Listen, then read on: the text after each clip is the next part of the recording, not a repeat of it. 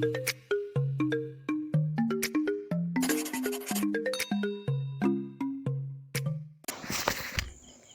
hello guys, my name is Neelam Mishra and welcome you all to my YouTube channel Commerce Learning.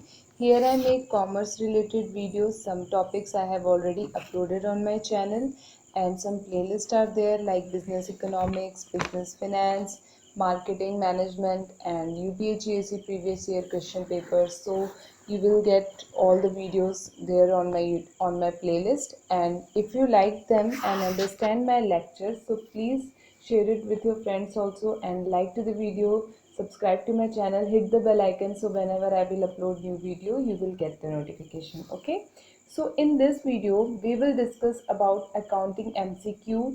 This is the part 3 and in this video we will discuss 30 MCQ. Okay, so let's start. So first question is bonus share are issued to. जो bonus share होते हैं वो किन्हें issue किए जाते हैं? Option A equity share holders, option B preference share holders, option D debenture holder, option D secured creditors. तो देखिए बोनस शेयर जो होते हैं वो एग्जिस्टिंग शेयर होल्डर्स को दिए जाते हैं. यहाँ पे option one second, option A is the correct answer here. Equity share holders को बोनस शेयर इशू किए जाते हैं. ठीक है. Question number second, liability of a company secretary is. जो कंपनी सेक्रेटरी की लाइबिलिटी होती है वो कैसी होती है?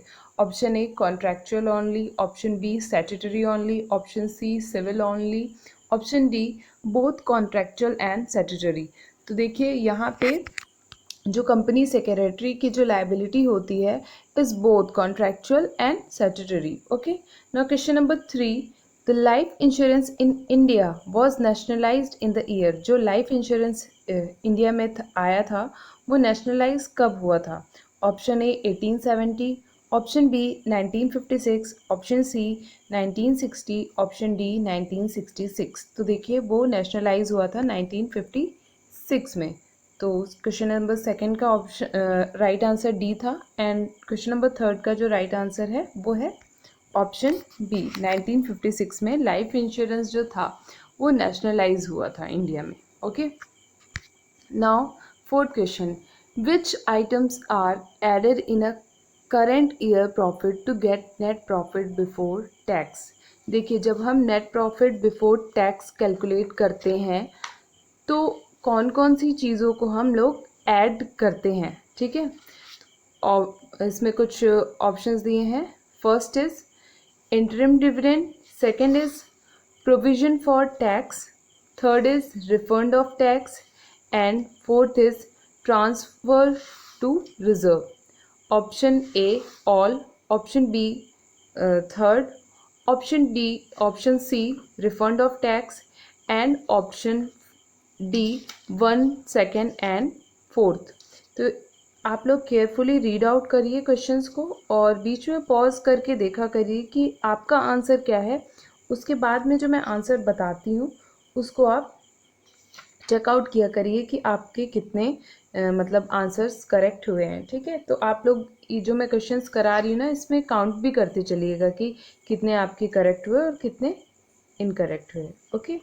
तो देखिए यहाँ पे आंसर जो है वो डी है. यहाँ पे करेक्ट आंसर इज डी. तो इंटरिम डिविडेंड ऐड किया जाता है और प्रोविजन फॉर टैक्स ऐड किया जाता है और ट्रांसफ़र टू रिजर्व भी ऐड किया जाता है. यहाँ पे ऐड क्या नहीं किया जाता है? यहाँ पे ऐड नहीं किया जाता रिफंड ऑफ टैक्स. जो कि टैक्स का जो रिफंड होता है ना उसको ऐड नहीं किया जाता है. ओके. अब हम देखेंगे. देखिए बेसिकली जो भी नॉन कैश और नॉन ऑपरेटिंग चार्जेस होते हैं ना जो कि डेबिट साइड दिए रहते हैं P&L के, वो ऐड किए जाते हैं लाइक प्रीलिमिनरी एक्सपेंसेस और ट्रांसफ़र टू रिजर्व हो गया, पेमेंट डिविडेंड हो गया, loss on sale of fixed asset हो गया. ठीक है. और जैसे किसी इन्वेस्टमेंट में लॉस हो गया, तो जो ये सारी चीज़ें होती हैं ये सारी चीज़ें ऐड की जाती हैं. ठीक है. और भी ऐड किया जाता है जब हम लोग कैश फ्लो स्टेटमेंट में जब हम लोग net profit before tax calculate करते हैं तो वहाँ पे जो भी डिक्रीज़ इन करंट एसेट हुआ या इंक्रीज़ इन करंट लाइबिलिटी हुआ ये वाली चीज़ें ऐड होती हैं, ठीक है। और जो P&L के जो क्रेडिट साइड में दी रहती हैं, ठीक है, non operating and non cash items, okay, तो वो सारी चीज़ें डिडक्ट होती हैं हमारी। वो सारी चीज़ें कौन सी है, like profit on sale of fixed asset, या प्रॉफिट इन्वेस्टमेंट में प्रॉफिट हुआ, या डिविडेंड ऑन इन्वेस्टमेंट है, ये सारी चीज़ें क्या होती हैं, डिडक्ट होती हैं, ओके।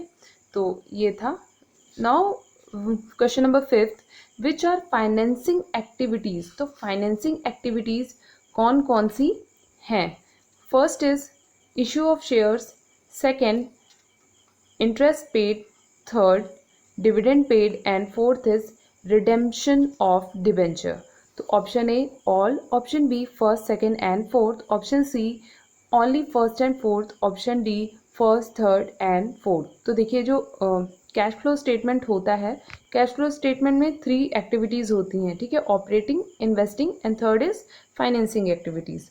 तो देखिए all the activities which bring changes in the size and composition of owners equity as well as borrowing of the enterprise are known as finance activities. वो सारी चीज़ें जो कि किसी ऑनर की इक्विटी में या एंटरप्राइजेस की बोरोइंग में जो भी चेंजेस लाती हैं, वो सारी चीज़ें कहाँ इंक्लूड की जाती है, फाइनेंसिंग एक्टिविटीज़ में इंक्लूड की जाती है, ठीक।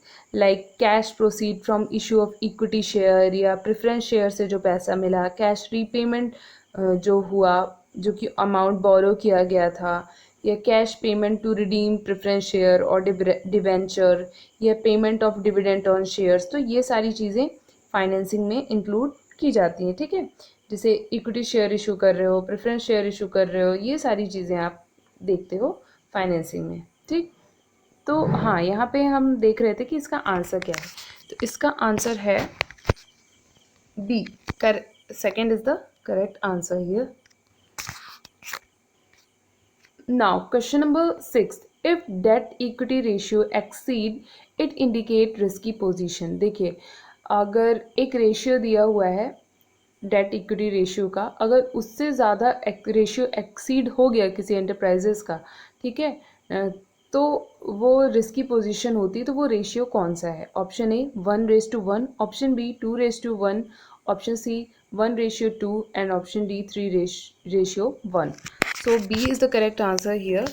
अगर 2:1 से अगर एक्सीड होता है ये रेशियो, तो ये इंडिकेट करता है कि जो एंटरप्राइजेस है वो उसकी अभी रिस्की पोजीशन है, ठीक है। नाउ ट्रेडिंग अकाउंट इज जो ट्रेडिंग अकाउंट होता है वो कहाँ पे आता है, किस अकाउंटिंग में आता है, जो 3 रूल्स हैं अकाउंटिंग के, वो किस में इंक्लूड होगा। तो जो ट्रेडिंग अकाउंट है, क्या वो पर्सनल अकाउंट में आएगा, या आपका रियल अकाउंट में आएगा, ये नॉमिनल में आएगा, या इनमें से किसी में नहीं आएगा। तो देखिए यहाँ पे ये आएगा, आई थिंक नॉमिनल में आएगा, okay. So C is the correct answer here. Now next question, in cash budget non operating cash inflow include. जो कैश बजट होता है उसमें नॉन ऑपरेटिंग कैश इनफ्लो में क्या क्या आता है। तो देखिए रिसीट ऑफ लोन और बोरोइंग, ठीक, option B issue of shares, option C sale of fixed asset, option D all of the above. देखिए जो मैंने क्या बताया, नॉन ऑपरेटिंग जो कैश इनफ्लो है, नॉन ऑपरेटिंग मीन्स जो डे टू डे एक्टिविटीज़ से ना आया हो कैश, उसकी बात हम कर रहे हैं, ठीक है। तो ना तो आप फिक्स्ड एसेट को हमेशा आप सेल करोगे, ठीक है, वो जब कभी सेल होगी फिक्स्ड एसेट आपकी, जो फिक्स्ड एसेट आपने लगाई थी शुरू में, वो जब एकदम ऑब्सोलेट हो जाएगी, या जब आपको उसका यूज़ नहीं रहेगा, या कोई भी अदर, मान लीजिए आपको कोई चेंजेस लाने हैं, तब आप उसकी सेल करोगे ना। इशू ऑफ शेयर्स भी रोज़ रोज़ नहीं होता है, ठीक। और लोन बोरोइंग की वजह से पर डे, ये डे टू डे एक्टिविटीज़ नहीं है, ठीक है। So we can say that these are non operating cash activities. So D is the correct answer here. Cash budget में ये सारी एक्टिविटीज़ जो हैं वो नॉन ऑपरेटिंग कैश इनफ्लो कहलाती हैं। Now question number 9 is buy back of share is shown under. तो buy back of share होता क्या है, जब आप एग्जिस्टिंग शेयर होल्डर को कोई कंपनी ऑफर करती है शेयर्स टू परचेज देम, वो बाय बैक ऑफ शेयर कहलाता है। तो वो किस किस एक्टिविटी के अंडर इंक्लूड किया जाता है? Option A operating activities, option B investing activities, option C financing activities and option D none of these. So option C is the correct answer. ये फाइनेंसिंग में से इंक्लूड किया जाता है। Now next question is the ratio which shows the proportion of profit retained in the business out of the current year profit is. देखिए इनमें से कुछ रेशियो दिए हुए हैं, ठीक है, जैसे अर्निंग, रिटेन अर्निंग रेशियो, पे out ratio, earning per share ratio, ठीक है। तो कौन सा रेशियो है जो ये बताता है कि प्रोपोर्शन ऑफ प्रॉफिट जो रिटेन किया गया है बिजनेस के लिए, ठीक है, वो कौन सा मतलब रेशियो बताएगा, प्रॉफिट का कितना हिस्सा रिटेन कर लिया जाता है, वो कहाँ से हमें पता चलेगा? तो वो पता चलेगा हमें रिटेन्ड अर्निंग रेशियो से। So A is the correct answer of question number 10th. Now next question is cash flow statement is prepared by taking the balance of cash. तो कैश फ्लो स्टेटमेंट कौन सा balance को लिया जाता है, ठीक है। जब कैश फ्लो स्टेटमेंट बनाया जाता है तो उसमें कुछ बैलेंस ऑफ कैश दिया रहता है, ठीक है। जब आप क्वेश्चन देखते हो तो उसमें बैलेंस ऑफ, जब ट्रेडिंग एंड P&L अकाउंट आपको मिलेगा उसमें आपको बैलेंस ऑफ कैश दिया रहेगा, ठीक है। तो उसमें से कौन सा है जिसको हम जब सॉल्व करते हैं क्वेश्चन को, न्यूमेरिकल क्वेश्चन अगर आपने सॉल्व किए हैं तो आपको मालूम होगा कि आप किस बैलेंस ऑफ कैश को इंक्लूड करते हैं, ठीक है। तो option A opening balance, option B closing balance, option C monthly balance and option D others. तो देखिए यहाँ पे हम लोग क्या करते हैं, जब हम लोग कैश फ्लो स्टेटमेंट प्रिपेयर करते हैं और जो भी डेटा होता है जब हम ट्रेडिंग एंड P&L अकाउंट से उसको उठाते हैं और जो एडिशनल इंफॉर्मेशन वगैरह क्वेश्चन में दी रहती है, ठीक है, तो हम लास्ट में क्या करते हैं कि उसमें क्वेश्चन में हमेशा opening balance and closing balance दिया रहता है, ठीक है। तो हम क्वेश्चन पूरा सॉल्व करेंगे। अगर इनडायरेक्ट मेथड की आप बात करते हैं तो पहले नेट प्रॉफिट को कैलकुलेट करोगे, फिर उसमें जो चीज़ें नॉन ऑपरेटिंग और नॉन कैश एक्टिविटीज़ होंगी उनको ऐड करोगे, ठीक है। फिर जो प्रॉफिट आफ्टर टैक्स निकल के आएगा फिर उसमें आप ऑपरेटिंग एक्टिविटीज़ कैलकुलेट करोगे, फिर इन्वेस्टिंग कैलकुलेट करोगे, फिर उसके बाद आप फाइनेंसिंग करोगे, है ना। ऐसे ऐसे करते करते आपका जो क्या कहते हैं नेट, जो भी मतलब तीनों की जो एक्टिविटीज़ निकल के आती हैं ना, फिर उसके बाद net increase in cash and cash equivalent होता है। फिर उसके बाद आप क्या करते हो, लास्ट में जो बिगिनिंग का होता है कैश उसको आप रखते हो, ठीक है, ऐड करते हो उसमें। तो आपका जो जो पूरा कैलकुलेशन से एक तरफ का जो अमाउंट आता है उससे अगर आप माइनस में आया हो या वो प्लस में आया तो बिग में बेसिकली मेरे कहने का मतलब है वो ओपनिंग वाले बैलेंस से माइनस या प्लस होगा, ठीक है। चाहे वो आपका माइनस में आया होगा अमाउंट तो माइनस हो जाएगा, और अगर आपका पॉजिटिव में आया होगा तो वो ऐड हो जाएगा। तो उससे आपका जो एंड वाला बैलेंस निकल के आएगा ना, कैश बैलेंस जो क्लोजिंग बैलेंस निकल कर आया, और वही क्लोजिंग बैलेंस जब आपका क्वेश्चन में जो दिया हुआ है, ठीक है, उससे आप मैच करोगे। अगर वो आ गया सेम अमाउंट तो मीन्स आपने पूरी कैलकुलेशन करेक्ट की है, ठीक है। तो अगर आपने किया होगा तो याद आ गया होगा। सो option A is the correct answer here कि आप जब भी कैश फ्लो स्टेटमेंट प्रिपेयर करते हो तो आप ओपनिंग बैलेंस को रखते हैं आप क्वेश्चन को, ठीक है, और आपका निकल के क्या आता है, क्लोजिंग बैलेंस निकल के आता है। Now question number 12 is decrease in a creditor is a dash of cash. तो जब क्रेडिटर डिक्रीज होते हैं तो वो क्या कहलाएगा, क्या वो इनफ्लो कहलाएगा या नो फ्लो ऑफ कैश कहलाएगा या सी आउटफ्लो कहलाएगा या नन ऑफ दीज। तो देखिए यहाँ पे आउटफ्लो कहलाएगा, so C is the correct answer. Question number 13 is a budget that gives a summary of all the functional budget is known as। वो कौन सा बजट है जो कि एक समरी प्रोवाइड करता है सारे बजट की, तो वो कौन सा बजट है, उसको हम क्या कहते हैं। So option A fixed budget, option B capital budget, option C master budget, option D flexible budget. देखिए फिक्स्ड बजट सारी फिक्स चीज़ों के बारे में बताता है, ठीक है, जो भी आपकी फिक्स्ड एसेट होंगी या और मतलब long term, basically long term purpose के लिए ये बजट बनाया जाता है और इसमें चीज़ें चेंज नहीं होती, सारी चीज़ें फिक्स्ड रहती हैं, ठीक है, और लॉन्ग टर्म चीज़ों पे ज़्यादा ध्यान दिया जाता है, ठीक है, इसलिए से फिक्स्ड बोलते हैं, शॉर्ट टर्म के लिए नहीं कह सकते हम। और जो कैपिटल बजट होता है वो कैपिटल से रिलेटेड होता है, ठीक है। जितनी भी डिसीजंस और ये सारी चीज़ें होती हैं वो कैपिटल से रिलेटेड की जाती हैं। मास्टर बजट जो होता है आपका, वो आपका सारे बजट्स की जो होती वो समरी होती है मास्टर बजट। और फ्लेक्सिबल बजट वो होता है जिस बजट में आप थोड़े बहुत चेंजेस बाद में कर सकते हैं, तो वो आपका फ्लेक्सिबल बजट कहलाता है, ठीक है। मास्टर बजट जो होता है वो हम कह सकते हैं it depicts the picture of total plan during the budget period, जो कि मतलब सारे प्लान्स को मतलब शो करता है, सारी पिक्चर शो करता है सारे प्लान्स की। And it covers information related to production, cost, sale, profit etcetera, ठीक है। और ये एक कंसोलिडेटेड समरी होती है वेरियस फंक्शनल बजट्स की, ठीक है। तो ये आप याद रखिएगा, it is a consolidated summary of all of various functional budget, okay. जो चीज़ें मैं नोट डाउन यहाँ नहीं कर रही हूँ स्लाइड में, तो आप उन चीज़ों को नोट डाउन करिएगा, अपनी कॉपी पेन लेकर के बैठिए, ठीक है। और क्वेश्चंस को तो देखते चलिए कि आपके कितने करेक्ट हो रहे हैं।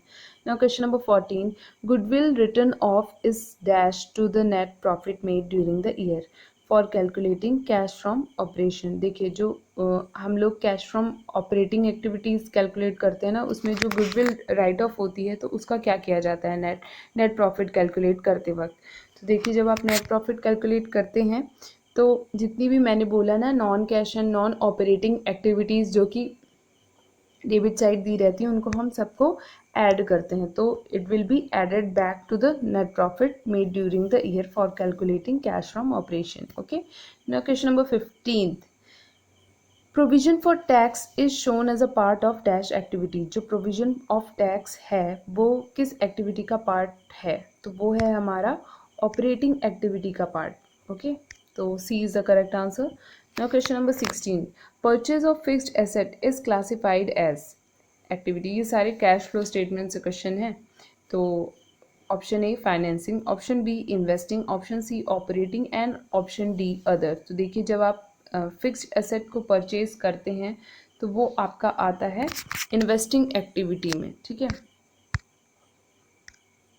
और इन्वेस्टिंग एक्टिविटी में इसको हम कह सकते हैं it is a cash outflow, क्योंकि जब आप मतलब फिक्स्ड एसेट को परचेज कर रहे हैं तो कैश का वहाँ पर पैसा जाएगा, ठीक है। तो इसलिए इसे कैश आउटफ्लो माना जाता है। Now question number 17, patent, copyright and trademark are. जो पेटेंट है, कॉपीराइट है और ट्रेडमार्क है वो क्या है, क्या वो करंट एसेट है या क्या वो फिक्स्ड एसेट है, क्या वो इंटेंजिबल एसेट है या इन्वेस्टमेंट है। तो देखिए C is the correct answer here. Patent, copyright and trademark, all these type of assets are called intangible asset, ठीक है। intangible asset are those asset which does not have any physical appearance, okay। now question number 18 is real account record। जो real account होता है personal, real, nominal, आपने golden rules पढ़े होंगे ना, तो रियल अकाउंट में क्या हम इंक्लूड करते हैं। तो देखिए रियल अकाउंट में आप क्या इंक्लूड करोगे, डीलिंग विद क्रेडिटर और डेटर्स, क्या जो डेटर्स के साथ में डीलिंग होती क्या उसको इंक्लूड करते हैं, या डीलिंग इन कमोडिटीज़ या गेन्स एंड लॉसेस या ऑल ऑफ द अबव। तो देखिए यहाँ पे जो भी चीज़ें कमोडिटीज़ में डील की जाती हैं that all those are recorded in the real account, ठीक है। Now next question is the following is cost of direct material. अब देखिए option A freight charges, option B grease, option C coolant, option D cotton waste. तो देखिए ये सारी चीज़ें अगर आप देखेंगे, ग्रीस हो गया, कूलेंट हो गया, कॉटन वेस्ट हो गया, ये सारी इनडायरेक्ट चीज़ें हैं, ठीक है। ये जो है ये आपका डायरेक्ट मटेरियल है, फ्राइट चार्जेस। तो A is the correct answer here. Now 20, question number 20, the following is a cost of indirect material. तो देखिए इसमें से किसकी कॉस्ट इनडायरेक्ट मटेरियल में हम इंक्लूड करेंगे, तो आप ऐसे ही देख लीजिएगा ना ऑप्शन में कि इनडायरेक्ट मटेरियल कौन सा है, डायरेक्ट मटेरियल कौन सा है। तो देखिए कभी भी ये वाली चीज़ें जो हैं ऑक्ट्राई हो गया, इंपोर्ट ड्यूटीज़, इंश्योरेंस, ये सारी हमारी डायरेक्ट कॉस्ट में आती हैं, ठीक है। लेकिन जो लुब्रिकेटिंग ऑयल है जो कि हम मतलब प्रोडक्शन में यूज़ किया जाता है तो वो हमारा है इनडायरेक्ट मटेरियल कहलाएगा, ठीक। Now question number 21, the following cost helps in taking make और बाय डिसीजन। इनमें से कौन सी कॉस्ट है जो कि मेक और बाय डिसीजन में हेल्प करती है कि किसी कंपनी को कोई प्रोडक्ट बना लेना चाहिए या उसे बाहर से परचेज़ कर लेना चाहिए। ठीक है, तो यहाँ पे जब हम डिफरेंशियल कॉस्ट कैलकुलेट करेंगे, ठीक है, किसी भी प्रोडक्ट की, तो वहाँ पे हमें उससे निकल के ये डिसीजन में हम पहुँचेंगे कि उस प्रोडक्ट को बनाना चाहिए या उसे बाय कर लेना चाहिए। ठीक है, तो option C is the correct answer here, differential cost. Now question number 22, product budget is based on. तो देखिए प्रोडक्ट बजट जो है वो किस पे बेस्ड है। Option A sales budget, option B factory capacity, option C availability of raw material and labour, option D all of the above. जो production budget बनाया जाता है तो उसमें देखिए सारी चीज़ें देखी जाती हैं। ठीक है, सेल्स भी देखा जाता है, फैक्ट्री की कैपेसिटी भी देखी जाती है, रॉ मटेरियल और लेबर कितने इंक्लूड हैं वो भी देखा जाता है। So basically we can say that all these things are taken in the production budget. So option D is the correct answer here, all of the above.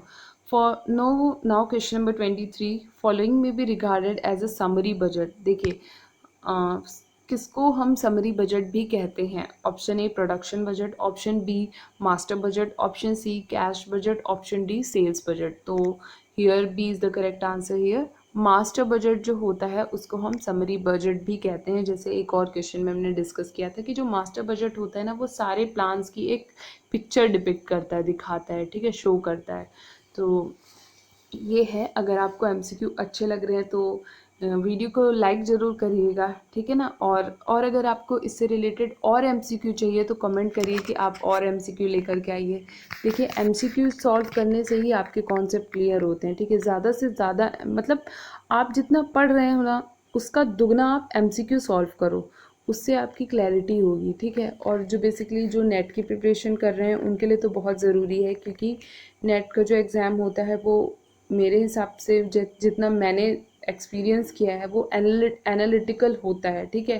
कि आपका दिमाग वहाँ पे कितना एक्टिव है, आप वहाँ पे कैसे क्वेश्चंस को सोच सकते हो ना, वो ऐसे घुमा घुमा के क्वेश्चंस आते हैं, असर्शन, रीज़न, और भी मतलब बेसिकली आपको जितनी क्लैरिटी होगी उसी टाइप के क्वेश्चंस वहाँ पे पूछे जाते हैं, ठीक है। और जो असिस्टेंट प्रोफेसर्स के अगर आप मैंने जितने क्वेश्चन पेपर देखे हैं लाइक यूपीएचसीएससी या सीजीपीएससी हो गया, तो उनमें क्वेश्चंस क्या होते हैं ना, उनमें डायरेक्ट क्वेश्चन आते हैं। अगर आपने पढ़ी है वो चीज़ तभी आप उन्हें वहाँ पे कर लोगे। लेकिन नेट में ऐसा है कि अगर आपने वो चीज़ नहीं भी पढ़ी, थोड़ा बहुत भी अगर आइडिया है तो आप ऑप्शंस को एक्सक्लूड करते जाओगे और आपका मतलब करेक्ट आंसर आप निकाल सकते हो। लेकिन मैं तो ये कहूँगी कि आप अपना कॉन्सेप्ट बहुत अच्छे से क्लियर करिए, जिससे आप जैसी मतलब क्वेश्चन को रीड करो आपको समझ में आने लगे कि हाँ इसका आंसर ये हो सकता है, ठीक है। तो अगर 4 ऑप्शंस हैं, अगर 4 में से अगर 2 बन रहे हैं ना तभी आपको मतलब आपका एक करेक्ट हो सकता है, ठीक है। ऐसे तुक्का भी नहीं लगता, तो इसलिए मैं कहूँगी कि आप ज़्यादा से ज़्यादा एमसीक्यू सॉल्व करिए। जैसे आप अगर अकाउंटिंग कर रहे हैं यूनिट, ठीक है, तो उसके बाद आपने पूरी रीड आउट करा उसके बाद, ठीक है, फिर आप उसको एमसीक्यू को सॉल्व करो। फिर आप देखो कि कहाँ पे कमी हो, उस टॉपिक को आप फिर से पढ़ो, ठीक है। फिर उसके बाद में जब आपको लगे कि हाँ बन गया, तो आप उसे थोड़ा सा रिवाइज करके फिर आगे बढ़ जाइए नेक्स्ट यूनिट में। फिर आप ऐसी दूसरी यूनिट को रीड करिए, फिर उसके एमसीक्यू सॉल्व करिए। And repeated revision, MCQ, PYQ, ये बहुत इंपॉर्टेंट होते हैं, इनको ज़रूर करिएगा। किसी भी सिलेबस को रट लेने से पेपर नहीं निकलेगा, पेपर निकलेगा एमसीक्यू सॉल्व करने से। और आप कितना ज़्यादा रिवीजन करते हैं, कितना ज़्यादा आपके कॉन्सेप्ट क्लियर है, ठीक है। तो आप क्वेश्चंस को ज़रूर देखा करिए, एमसीक्यू ज़्यादा से ज़्यादा सॉल्व करिए, कहीं पे भी मिले। मैं ये नहीं कहती कि आप मेरे ही वीडियोस देख करके मेरे ही एमसीक्यू सॉल्व करें, ऐसा नहीं है। आप कहीं से भी एमसीक्यू उठाइए, बुक से उठाइए, वीडियो से उठाइए, वेबसाइट से उठाइए, कहीं से भी उठाइए और एमसीक्यू ज़रूर सॉल्व करिए। और अगर कोई ऐसे अगर समझाता है तो और अच्छे से समझ में आता है, इसलिए मैं तो हमेशा यही प्रेफर करती थी कि मैं हमेशा एमसीक्यू सॉल्व करती थी, ठीक है। तो नेक्स्ट क्वेश्चन में हम बढ़ते हैं फिलहाल। Now question number 24 is preliminary expense write off is। जो preliminary expense write off है वो कैसा ट्रांजेक्शन है, क्या वो ऑप्शन ए कैश ट्रांजेक्शन है, option B non cash transaction है, या हमारा क्रेडिट ट्रांजेक्शन है, या नन ऑफ द अबव। तो देखिए प्रीलिमिनरी एक्सपेंस राइट ऑफ जो होते हैं these are called non cash transaction, okay. So 25 question is increase in the amount of bill payable result in, जो बिल पेबल्स जो होते हैं वो अगर बढ़ रहे हैं, ठीक है, तो वो क्या बताते हैं, क्या वो डिक्रीज इन कैश है या इंक्रीज इन कैश है या नो चेंजेस इन कैश है या नन ऑफ दीज हैं। तो देखिए बिल्स ऑफ पेमेंट जो है वो इंक्रीज इन कैश है। Okay, now question number 26, which of the following is not an inflow of cash. तो देखिए कौन, इसमें से चार ऑप्शन दिए, इनमें से कौन सी चीज़ कैश इनफ्लो नहीं है। तो सेल ऑफ फिक्स्ड एसेट, ये तो देखिए जब आप फिक्स्ड एसेट को सेल करते हैं तो पैसा तो आता ही है, ठीक है, ये इन्वेस्टिंग एक्टिविटी का मतलब हम कह सकते हैं आइटम है। B issue of debenture for cash, जो डिबेंचर्स आप इशू करते हैं क्या उससे कैश इनफ्लो होता है, या फंड फ्रॉम ऑपरेशंस हो गया, या एक्विजिशन ऑफ एसेट हो गया। तो देखिए जो एक्विजिशन ऑफ एसेट है यहाँ पे, क्योंकि आप डिबेंचर भी इशू करोगे तो पैसा तो आएगा ही, फंड फ्रॉम ऑपरेशन से भी में भी बहुत सारी चीज़ें ऐसी होती हैं जिनसे कैश इनफ्लो होता ही है। और ये बेसिकली जब आप किसी एसेट को एक्वायर करते हो तो उसमें पैसा जाता है, ठीक है, तो this is not inflow of cash. So option D is the correct answer here, acquisition of asset is not inflow of cash. Now question number 27, accounting standard 3 is related to, जो अकाउंटिंग स्टैंडर्ड 3 है वो किससे related है, cash flow statement से है या fund flow statement से है या आपका बैलेंस शीट से है या आपका इनकम स्टेटमेंट से है। तो देखिए जो कैश फ्लो स्टेटमेंट है वो आपका एज पर अकाउंटिंग स्टैंडर्ड 3 के हिसाब से बनाया जाता है, ठीक है। और हाँ, now question number 28 is report comparing actual result with the budget figure is called। देखिए जो कौन सी रिपोर्ट है जो कि एक्चुअल रिजल्ट को और जो बजट बनाया गया है उसको कंपेयर करती है। तो देखिए उसको कंपेयर करती है हमारी बजट रिपोर्ट।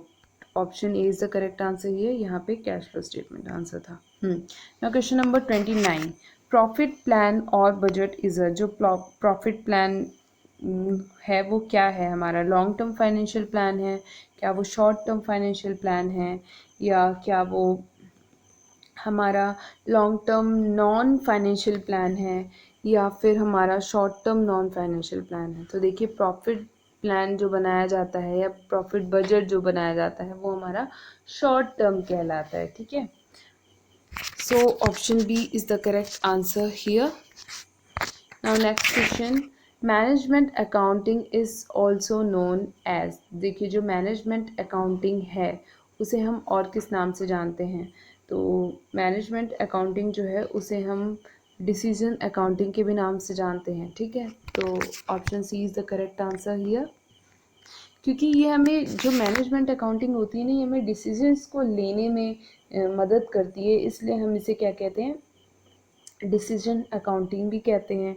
या हम ऐसा भी कह सकते हैं कि management accounting is the presentation of accounting information in a such way to assist management in certain policy and day-to-day operation of an undertaking। जो भी day-to-day activities की जाती हैं या policies बनाई जाती हैं उसमें हेल्प करता है या मैनेजमेंट को अकाउंटिंग इंफॉर्मेशन प्रोवाइड करता है, ठीक है। कुछ ऐसे मेथड्स हैं, सिस्टम्स हैं, टेक्निक्स हैं जो कि हेल्प करती हैं मैनेजमेंट में।